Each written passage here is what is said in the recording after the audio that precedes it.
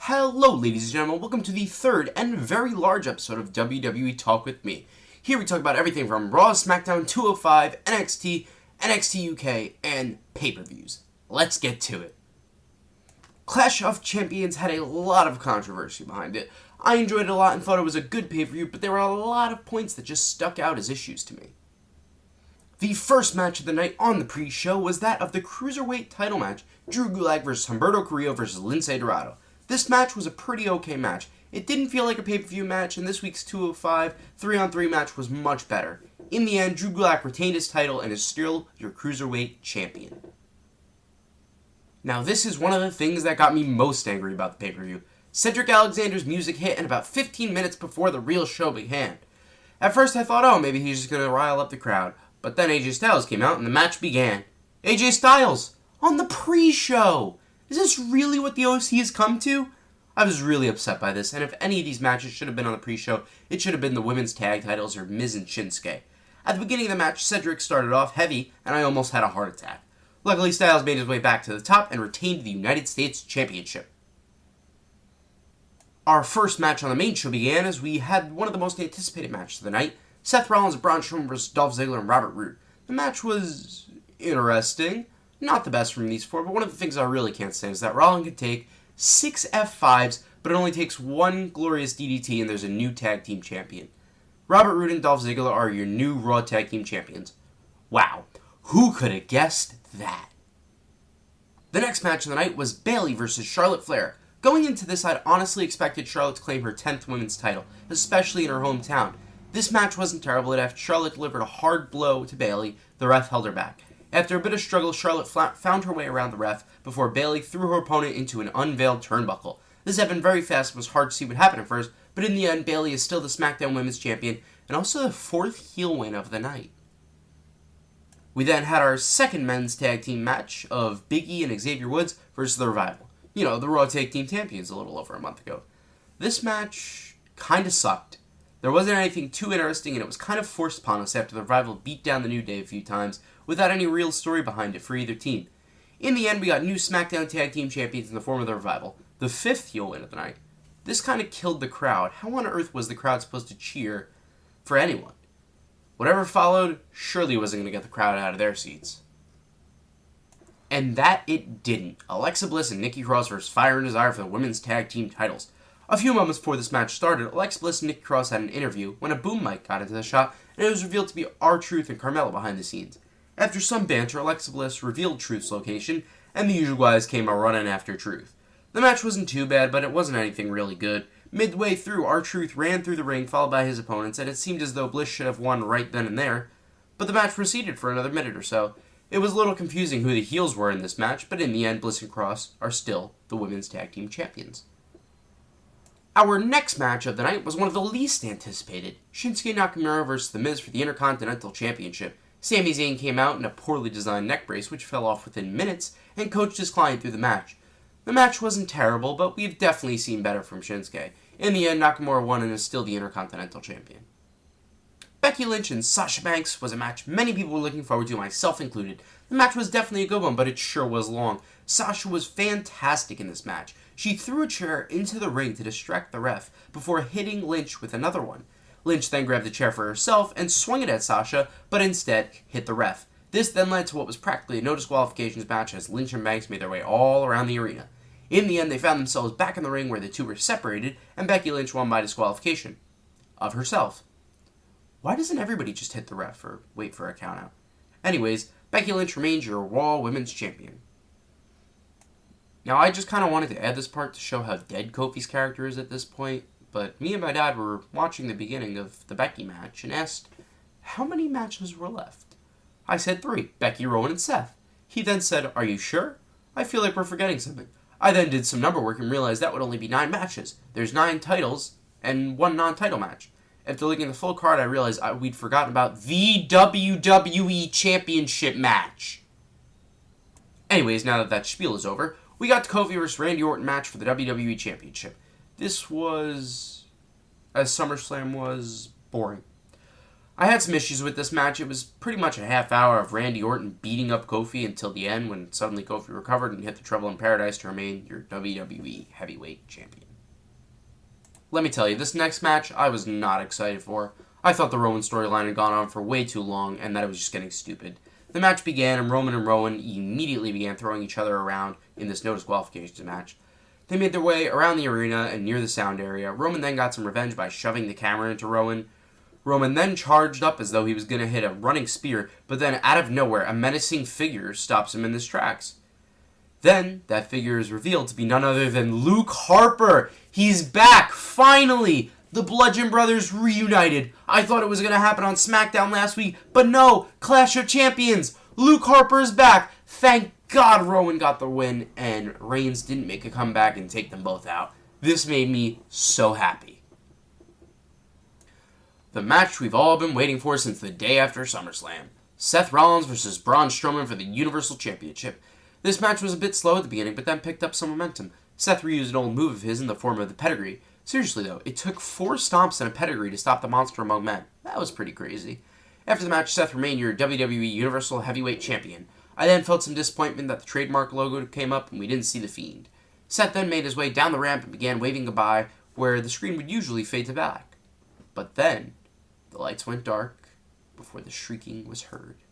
And then, there, holding Seth in the Sister Abigail, was the Fiend. Yes, God, yes, hell yes!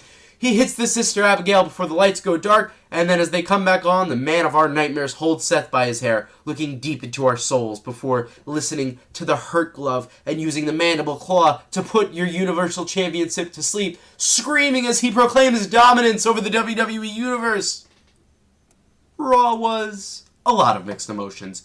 There was so much that was absolutely awesome, and then there was some crap. The show began with Seth Rollins making his way to the ring looking fine as ever with the Universal title around his waist. He then began to review his match previously with Braun Strowman before interrupted by the Firefly Funhouse. Bray Wyatt tells him that he's glad his future best friend is okay before Rambling Rabbit warns Seth to just run away. And he should have. We then arrive at what was being called the Tag Team Summit, which was just Robert Roode talking about his match the previous night. The Revival joined Roode and Ziggler before Braun Strowman made his way out and beat down the Revival and Ziggler. I kind of hope that Braun just stays as this big brute now and is out of the title picture for a long time. What is this, his 5th time losing a world title shot? Our next match was practically just a smaller version of last week's with the OC versus Cedric Alexander and the Viking Raiders. This was a pretty decent match. I enjoyed the action. At the beginning, I thought to myself, oh, Cedric's just going to pin Gallows Anderson. But in the end, it was AJ Styles who gave us a rerun of Clash of Champions when he pinned Cedric Alexander before the OC beat down on the High Flyer. Hopefully this means that Styles is going to get another good push, and maybe Cedric will go away for a bit, I hope. The King of the Ring tournament. We've waited 1 month for the conclusion, and last we got it. Baron Corbin versus Chad Gable. This was a wonderful match that had me on the edge of my seat. I was sure it was over for Corbin when Gable sunk the ankle lock, but in the end, after an end of days to Gable, we have our King Corbin. At last, the true king of WWE will be crowned on SmackDown. We then had the absolute worst segment of the night, Maria Kanellis' gender reveal party. She reveals that it is a boy, and also tells us who the real father is. I'm using finger quotes here. Father is Ricochet? Are you sure? The one and only tries to defend himself as Mike declares they go to the ring, right? Then they did. Ricochet destroyed Mike. Cut back to the Firefly Funhouse where Bray is hanging pictures of his victims on the Wall of Friendship. He claims that there's room for one more, and he's planning to add that victim tonight. Then Maria reveals it was just to get a rise out of Mike and that she would reveal the true father. Rusev? Don't get me wrong, I'm happy he's back. I've been waiting for a while, but really, man? This is the way you have him return? Anyways, he killed Kanellis, and that was that. Is this really what the writing has come to? I don't know if Paul Heyman wrote this. Rey Mysterio was back in action against Cesaro. Man, Rey Mysterio is cool and all, but I'm really upset that Cesaro had that awesome match in Cardiff, and now he's just getting beaten as a push for the other guy. The match wasn't terrible, but there could have been a bit more action, I guess. Rey Mysterio stood tall in the end and continued his push. We then had a women's tag team match of Bayley and Sasha Banks versus Alexa Bliss and Nikki Cross. The match was alright. I didn't think it was anything special. Banks forced Cross to submit before Becky arrived with a chair of her own and had a sword fight with Banks. Bayley then got in the ring, and it seemed as though they were going to go for a 2-on-1 on Becky. But then the Queen arrived and helped the man out. After this, Becky and Sasha's match for Hell in a Cell was confirmed. Lacey Evans versus Dana Brooke. Wherever Dana Brooke's been for the past few months, she's back now and beaten by Lacey Evans, who used the sharpshooter as a refute to Natalya for beating her last week. Is this really going to be a built feud? I don't understand where they're going with this, but I guess I'll give it some time. The main event, Seth Rollins versus Robert Roode. Oh boy, there's a lot to unpack. The match itself was a so-so match, nothing wonderful, but it was a match. Dolph Ziggler then interrupted the match to save his partner. The OC then arrived, and the beatdown on Seth began, with all 5 men taking shots to our Universal Champion. It seemed as though this would never end, until Kane arrived. Obviously, this was due to him being the mayor of Knox County, but still, Kane. He hits a few choke slams, saving Rollins until the lights go dark. At last, the Fiend emerged from his darkness. I really think it's awesome when the Fiend stands behind his opponents first in a very creepy fashion before attacking. Wyatt used the mandible claw to take down the Devil's favorite demon. He then looks over at his Hell in a Cell opponent. The Fiend crawls up to Seth and breathes on him like the beast he is. See you in hell! This Raw was great, but the whole Canella segment really bothered me and ruined the amazing show, taking the rating down to a 6 out of 10. SmackDown, on the other hand, was fantastic. We had a lot of awesomeness happening here. We began with a follow-up to Clash of Champions, The New Day versus Randy Orton and The Revival. This was actually a pretty decent match that I think built some character and confidence in both teams. In the end, Kofi pinned Scott Dawson and the New Day picked up the win. But then the Beast Brock Lesnar arrived, and the first thing I want to say is that my dad actually called this. About 2 weeks ago, he claimed Brock would end Kofi's title run on the first episode of Fox SmackDown. After Heyman confirmed this and Kofi accepted the challenge, Brock made to shake the WWE Champion's hand before sliding into the F5 and leaving Kofi in the dust. Rowan then has a sit-down with Michael Cole. The lines were pretty scripted here, but overall it wasn't a terrible interview compared to what we've seen from Rowan in the past. Our second match was that of a renewed rivalry, if that's what you want to call it, Ali versus Shinsuke Nakamura. It was confirmed that the storyline was dropped from Smackville, but it seems that it may be making a renewal. Before the match even began, Shinsuke Kinshasa Ali and put him out. Obviously, we got some more of that amazing commentary from Sami Zayn. As this match ends, we see everyone's heads turn as Kevin Owens enters the crowd, sits down, and pulls out his ticket. Shane McMahon is informed before making his way to the ring with an envelope. He calls Kevin down and makes sure to have security close by. He reveals the contents of the envelope, and Kevin begins to scream at Shane about everything he's done to him and how this is his revenge. Owen demands a match. If he wins, Shane owes him $25 million, and Kevin Owens gets to fire him on live TV. Shane never properly accepted this match, so we have yet to see what will happen. This next segment was a bit awkward and hard to understand what was happening at first. Before the commercial break, we saw Charlotte preparing for a match with Sasha Banks. Then Ric Flair walks over, and it seemed as though he would be joining her at ringside. After the commercial break, we come back, and Offset of the rap group Migos is standing in the ring, wearing one of Ric Flair's robes. He then introduces Charlotte as Queen Flair and makes his way out. I don't understand why they do things like this. Tease Flair, have someone introduce Charlotte. It feels like if they were going to do any of it, then do it at a pay-per-view. Anyways, Sasha made her way out with Bayley at ringside, and the match began. A pretty good match as these two usually put on. Just as Charlotte was on the verge of winning, Bayley interrupts the match and begins the beatdown on the Queen. Carmella then makes her way out to assist Flair. One of my theories is that at Hell in a Cell, Carmella will take the title from Bayley, and the 4 Horsewomen will be moved to Raw during the draft. We'll have to wait until then to find out, but it was still a pretty good angle that I enjoyed. King Corbin was then coronated and makes a speech to the WWE Universe. He then congratulates Gable on making it so far, slipping in a few height jokes for the laughs. Gable then viciously attacks the King and destroys everything. I mean everything. There were bits and pieces everywhere. Boy, do I feel bad for the maintenance crew. I hope this doesn't turn into a Corbin-Gable feud, but it does feel like that's the way they're going. Our final match of the night was one to my pleasure. Heavy Machinery versus the B Team. Otis came out sporting a new outfit, and the match was pretty good. Obviously just another booster match for heavy machinery, but nonetheless, still pretty good. In the end, it was Otis who pinned Bo Dallas. The main event, I guess you could call it, was a pretty sweet one. Daniel Bryan made his way out to give his thoughts on the recent Rowan events. He proceeds to tell us that he's never lied to us and had no idea about what had been happening. Rowan then makes his entrance and the two talk about how he was treated. Luke Harper then attacks Bryan from behind and the beatdown begins. When Roman Reigns came out, it seemed as though he would save the day, but then the Bludgeon Brothers continued their carnage as they absolutely destroyed Ringside, Reigns, and Bryan. This SmackDown was actually a pretty good one, and there was only one filler match, so in the end, this show gets a 9 out of 10. This 205 Live episode was one of the show's common nature. Nothing special, just matches and junk. The show began with a match between Lince Dorado and Ari Daivari. Personally, I'm not a fan of either of these men, so this match was pretty boring to me. That's not to say they aren't great wrestlers. The moves themselves were planned and highly skilled. You can always expect great things from any member of the Lucha House Party, match-wise. In the end, Dorado came out on top. Our next match was a follow-up to last week as Jack Gallagher took on Brian Kendrick. Akira Tozawa waited at ringside and the match was off. Kendrick and Tozawa began to fight before Kendrick grabs a kendo stick and beats down on Gallagher. Tozawa interferes and Kendrick then begins to attack his partner. This segment was pretty bad and the crowd was dead silent. I bet you can guess what next week's main event will be.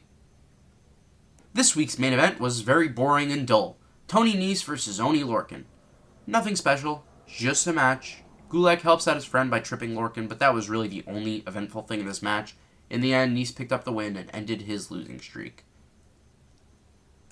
This show was just a lot of crap. In the end, it only deserves a 2 out of 10 after following last week's performance. Well, ladies and gentlemen, I tried. I know this would be the time for the NXT segment, but first off, I'd like to say I had no idea. I had the UK and American segments flipped. Next, I'd like to talk for a minute. I think it's time to end the NXT UK segment. I love their wrestling and I think they're great, but I don't know enough about the people or the event yet to continue to review this segment for a while. It may only be the 3rd episode, but I'd rather stop sooner than later. Eventually, this segment may return, but for the moment, it's just an awkward segment that takes more time to make. First off, wow. Just wow. This show was truly something else. It was absolutely amazing. So much from all of these wrestlers and just an amazing production overall. The show began with the match announced last week, a fatal 4-way for a shot at the NXT Women's Championship. Io Shirai versus Candice LeRae versus Bianca Belair versus Mia Yim. I've been rooting for Io through this match with low hopes. The match itself was absolutely fantastic and really sets the bar for future NXT women's matches. All 4 of these competitors had pretty equal time to show their skills, but in the end it was Candice LeRae who will be receiving her first title shot. On her way out, the Queen of Spades herself, Shayna Baszler, arrived to talk some trash to LeRae. Cameron Grimes' push continues as he took out Sean Maluda in a matter of 6 seconds. I'm truly hoping he gets a title shot and that this push just doesn't go on for months before he disappears. The first main event of the night and final match on live TV was that of the North American Championship match, the Velveteen Dream versus Roderick Strong. This match was out of this world. The wrestling was fantastic, the story was amazing, and everything about this match was great. I was on the edge of my seat, screaming and praying that the Undisputed Prophecy would be completed. So many moments in this match where I thought it was over for both men, only for them to continue their fight to claim the gold. About 3/4 into the match, the rest of the Undisputed Era made their way out to support their brother. There was a ref bump, and that's when we thought it was over for the Dream. After getting attacked, Roderick covered him for the pin, but just as the ref got up, somehow Velveteen was still able to kick out. More fight from Roderick, and the Dream's dream was over. 1, 2, 3. Gold, baby, gold! At last, the Undisputed Prophecy is completed, and the Undisputed Era is draped in gold. Hell yeah! The second hour of the show on the WWE Network began with the Bruiserweight getting himself another push match against Arturo Rush. I was a little surprised Russ actually got some offense in, but in the end, it was Dunn who continued to build upon his victims list. Xia Li versus Aaliyah.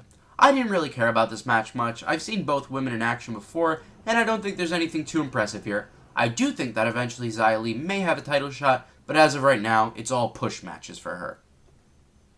Denzel Dejournette whoever that is, made his way out as if he was planning for a match. We then noticed the black and white tracksuited men surrounding the ring before beating down on Denzel.